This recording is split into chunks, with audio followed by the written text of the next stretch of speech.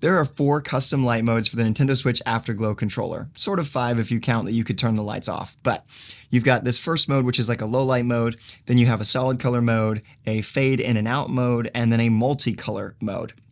In order to change any of the settings on this controller, you have to be holding down this little button right here. Okay, and then the R button and the L button control the mode that you are in. It's just like cycling through. So you just pop back and forth. This goes right, this goes left. That's not complicated. The ZR button and the ZL button control the brightness of the lights. And that only works for the solid color mode and the multicolor mode. It doesn't work for the other two. And then if you want to change the hue of the lights, you're going to be pressing this left arrow or this right arrow while holding down this little button right here. So grab your controller if you have one and follow along, or if you don't, just keep watching. I'm also going to show you how to set and customize the custom buttons on the back, which I absolutely love. So there's a few other things that I really like about this controller, but we'll talk about those at the end. So if I want to change, obviously this first mode, there's nothing you can do with it. It just kind of sits there.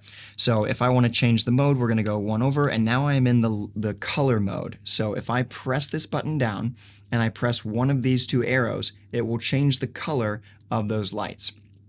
Okay, and you could do this incrementally if you just want to press the buttons like that. Okay, so that's kind of what we have going on. I typically like a nice little blue there, but that's just me personally. If you want to change the brightness, that's where we're going to press the ZR button or the ZL button. So if I hit this down, I just turned it off. So that's the way that you could make all the lights go off if you want. Go to the solid color mode, turn the brightness all the way down, and then you're just working with a blank controller. It'll save you a little bit of battery, but obviously you lose the fun. Now, if we want to incrementally go up through the lights, we can just press the ZR button, and now it's going to slowly increase in brightness to whatever we want. And once it turns off, you've gone around the circle. However, if you just want to go back, you just press the other one. So I really like the way that they did that. It's easy to work through those settings just with that kind of feature. We're going to turn it all the way back to brightness. I'm actually going to change the hue back over to here because I like that little hue for this. So the next mode is the exact same, except it's just blinking. So if I press this, you're going to see it's just going to fade in and out. The only thing that you can change here is the hue of the lights. So if I wanted to, change this hue again, we can go there, and now it's going.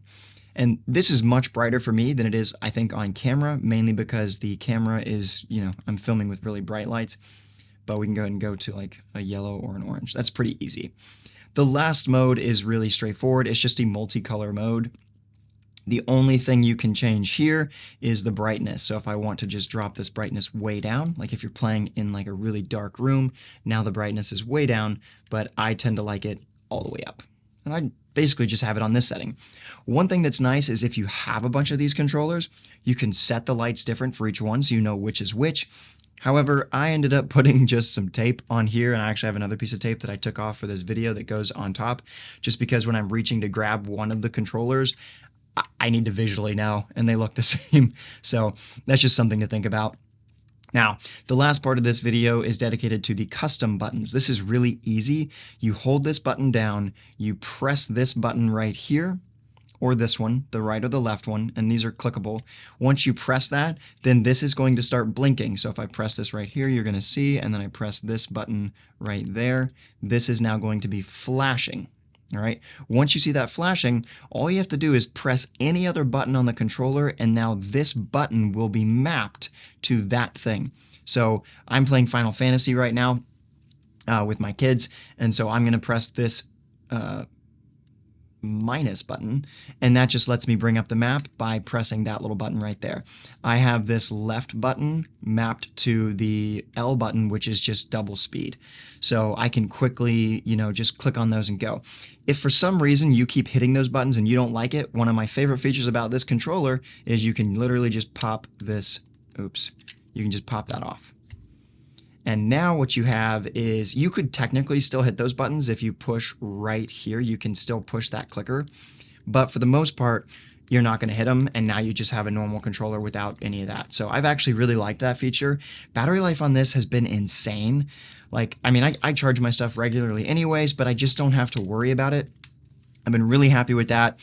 The only thing that I don't like about the charging is it's micro USB instead of USB-C. I would have liked to see the updated charging stuff. A quick charge feature would be nice, so that's something to consider. And then other than that, I absolutely love it. The only reason that I would say you wouldn't get a controller like this is if you're going to go hardwired. Other than that, I think this is the best controller at the price point, unless you really like one of those other like design ones or whatever. But I feel like this adds some nice features. If you're in the dark and you're playing, or if, you know, whatever, it's just kind of fun. These are my thoughts on it. I've absolutely loved this controller, and that is how you set up and use the Nintendo Switch AfterGlow controller. If you enjoyed this video, please like and subscribe. All right, I'm trying to give you the information you need on the stuff that you want so you can make the better buy. That's the goal of my channel, and I want to help people do that. So I got more stuff coming. I've got a whole lot coming for like the Nintendo Switch, which I have right here paused. Oh, and I'm going to be talking about some SD cards and stuff like that, because I know that a lot of people are trying to figure that stuff out. So I hope you have a great day. I hope you have fun, and I'll see you in the next one.